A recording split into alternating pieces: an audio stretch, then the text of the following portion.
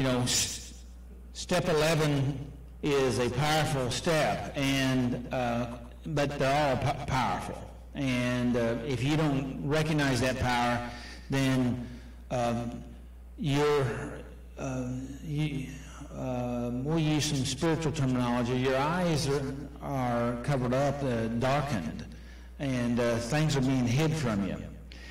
And Troy, we do have a ring here, so you may need to turn that down a little bit or turn the gain down if there's a gain problem. So, and so anyway, on step 11, we sought. Everybody say sought. What does that mean? Look for? Yeah, seek, look, searched. You know, we sought through prayer and meditation. I'm not for sure who I heard say this, but they said prayer is speaking to God and meditation is listening to God speak to you. And I like that. I basically have taught for years that prayer is mainly, as far as I'm concerned, is really listening to God. And our prayer really doesn't benefit God all that much, but it really helps us because of what you're saying, the scriptures that you're quoting, Steve. And neuroscience says those neurons that fire together, wire together. What in the world does that mean, right? Fire together, wire together. Well, see, what we try to make is neural pathways in our brain, and those neurons have got to fire together. Now, you've been firing neurons together, but it's maybe not healthy neural pathways, you know what I mean? Hello? And so what we need to do is, do what? What we need to do is we need to fire those healthy thoughts, like the scriptures, like healthy thoughts, being grateful, and I know Zach wanted me to talk about that a little bit, but I'll see if I can touch on that in a minute. But I want to read you a statement here, and that is this: when you are dealing with something scary, do I have your attention? When you are dealing with something scary, you are only scared because your mind can only measure what you can lose.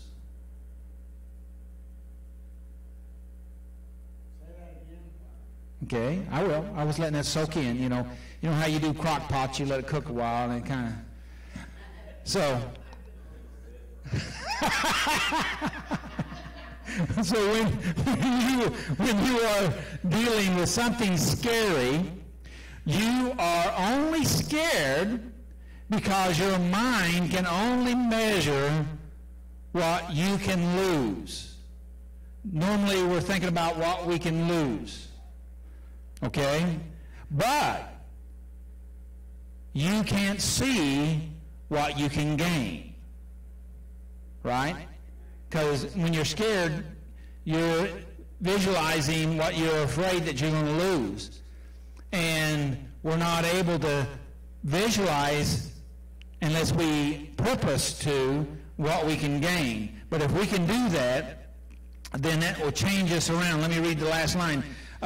You're sad because of the loss of this one thing instead of the possibilities of everything that is out there. Huh? You know, I like what Einstein said. He says that there are more in the unknown. There are more possibilities in the unknown than in the known. Is that too much for you? Okay. You know, what we know is very limited. Right? All right? And the possibilities are immense out there for us.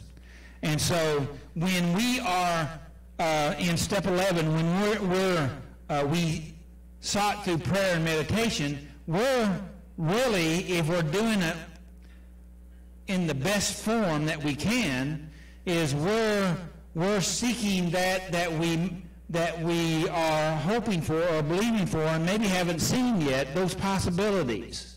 Does that make sense?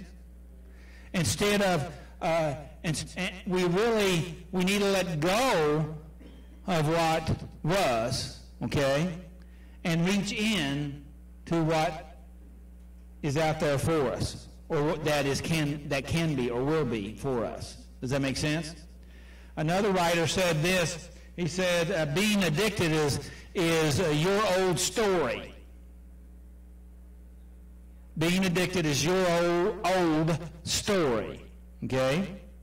And it's like stepping into an elevator and the door closing. When those doors close, you know, there's no other input in that room except for your old story. And a lot of times all we do is recycle the old story over and over, right?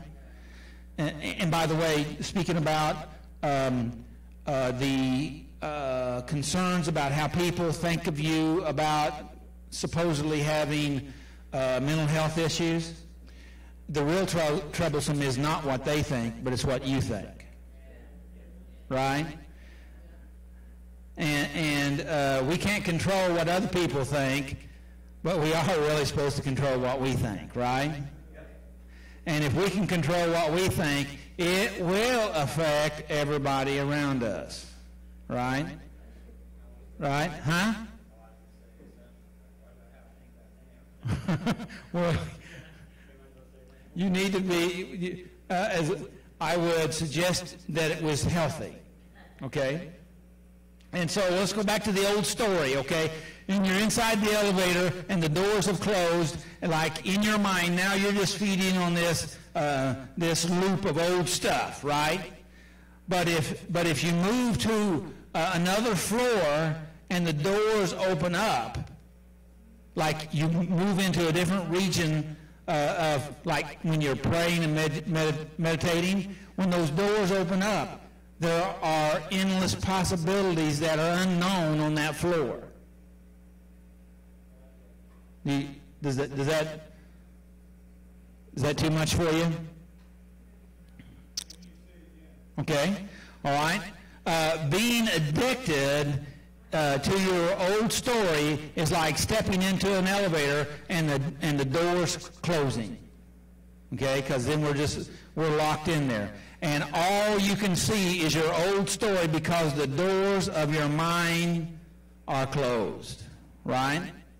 But when the doors open up to a new floor, okay, right, a new floor, like place you've never been before, yes, okay, place you don't know, with endless possibilities because you don't know what's there.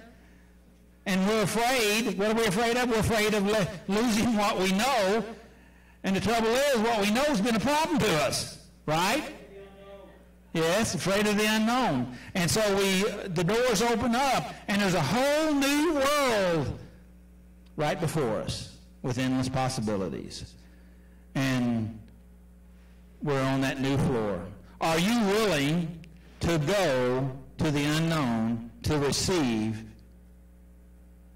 your known? You know, God's got it laid up for you, right? Are you willing to go to the unknown to receive your known? Your possibilities, what you can know. I'm just going to touch on this because I'm way over time, and hopefully maybe I'll talk about it next week, but Zach wanted me to talk about gratefulness, and so I'll touch that and we'll go over it again. But the three most important questions you can ask yourself. Okay, I worked this up today thinking about that I'd use it for next week, but I got it on my notes right here. So, and the first question is that if you ask yourself these questions, it will make your life better. Okay, and these three questions, if you ask them, you know, it'll help create a better life. Because see, when you ask questions, the old statement is, if you want a better life, ask a better question, right? Again, it's just almost similar to the elevator issue that we just talked about. The first question is this: what will they say at my funeral? What will they say at my funeral, or at your funeral? How about that? And if you're troubled with that, change it, right? We'll talk more about that hopefully next week. Do what? Yeah. Mm-hmm. Number 2 is what is the most important. What is most important in your life, and how must I act today to prove that? So what is important to you, and what do you need to do to prove that? Oftentimes we say one thing and do another, right? So what's really important to you? We talked about that a few weeks ago. What's really important to you, and what are you doing to prove to yourself and to others what's important to you? And we have several things I could talk about that. But the third one, what can I be grateful for today? Zach said he wanted me to talk about gratefulness. So what can I, this is a question for you, what can I be grateful for today? Because we miss stuff that's good all the time, all around us. We miss it. We notice the bad and the ugly, right? And we miss the good stuff. Would you agree with that? So this powerful process will completely change your life. Why? Because it changes your thinking. It alters how you think. Instead of looking for the bad, we look for the good. And what does the scripture say? Seek and you'll find. So whatever you're looking for, that's what you're going to find. So if you're looking for bad, you're finding it. Yes, yes, yes. Why is this always happening to me? Well, maybe because you're looking for it. And you keep unwrapping those packages. Hello? And gratefulness is the greatest power on earth. Nothing will get you into a better state of mind than gratefulness. That's what that heart exercise that you were mentioning a while ago, that is part of that gratefulness, being grateful, having, syncing up your mind and your heart together and creating that coherence, which alters you physiologically. It affects your cells. You release hormones into your system that helps you manage stress for up to 6 hours. Neuroscience says, Zach already talked about this, neuroscience says it's impossible to be negative and grateful at the same time. And Zach's proven it.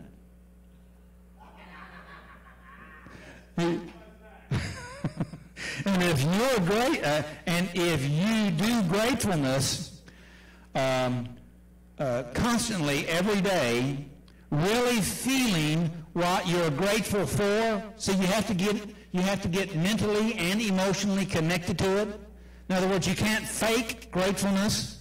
You have to be grateful for things that are there that you do appreciate and that you're grateful for. And it can be small things. It should be small things, and it should be large things. It should be all kinds of things. And I've told the story before, but I had a guy probably 35 years ago. I told him to write 25 things that he's thankful for or grateful for, and he said he couldn't do it because there wasn't anything. And he was being serious. And then I said, well, what about your vehicle that you drove here? He said, oh, that dumpy old truck. I said, well, it got you here, didn't it? He said, well, yeah, I did.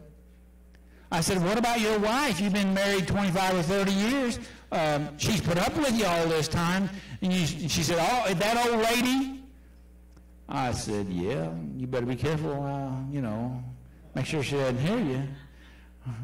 And anyway, I tried to plant a little thought seed in him, And so I said, do your best, write as many as you can. And he came up to me a week later, and he says, you know, that exercise really worked. He said, I started thinking of different ones that I had never thought of before. And it's really helped me a lot. Okay? And he was very smart, educated guy, but he had twisted his thinking, you know, into only looking at the negative. Yes, he had problems, and that's all he looked at was the problems. And when he looked at all those problems, then he had rage and uncontrollable anger and violent outbursts. And that's just to name a few of the things that were going on. Anybody know what I'm talking about? Probably you don't, nobody here's ever had any of that stuff, but you know somebody, right? Right, yeah. And so in conclusion here about gratefulness, and I really like this, it said for you to do gratefulness contently and every day, really feeling what you're grateful for, two things, this is what they stated, two things will happen. Are you interested in the two things? Okay? And he said, first, you will feel better about your life, which he testified that he did that, and you'll feel happier. That's number one. Number two, second one is you will attract more to you. You will attract more to be grateful for. Sorry about that. You'll attract more to you that you can be grateful for. In other words, you start seeing those things that you weren't seeing before. And they inferred that you also create more things that happen in your life. Not only will you see more, but you also have more. Okay? How's that? Comments? Going back onto that gratefulness and finding stuff, and one of the things that I have the opportunities every once in a while to do trainings for other professionals in the field, and one of the things that I've been training other people, but I'm also learning myself, is that, especially in the mental health field, there's a celebration in every interaction you have. Yeah. Even if the celebration is that a person sitting across from you is alive today. Yes. It's a celebration, and it's our job to find what that celebration needs to be. Yeah. And so when I start taking ownership for finding the celebration, I may not be able to find it in the moment, but I go back and try to look at it to find out what the celebration is in that moment. And I try to look at every interaction as a celebration. And that's good. And you remind me of an old story I heard. Story about this dog, that a guy was talking about this dog, and he said it was the meanest, worst dog that he ever had, and he was talking to a guy that could find good stuff in everything,